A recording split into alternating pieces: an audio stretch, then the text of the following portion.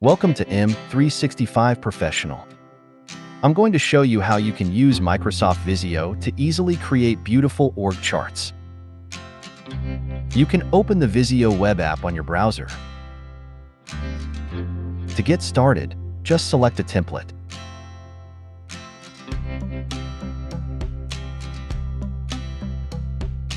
Then you can change the shapes.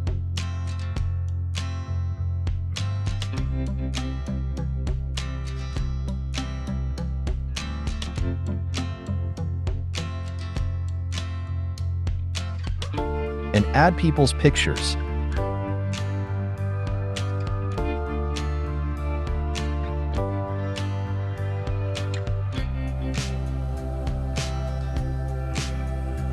And even add new fields like department or title.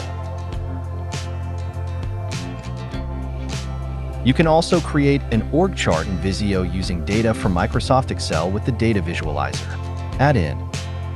Just select the template, add or update your data, and let Visio create an org chart based on the data in the Excel data table. You can then use Visio for the web to further format and update your org chart. Thanks for watching. Don't forget to subscribe. M365 Professional. Check out more content here.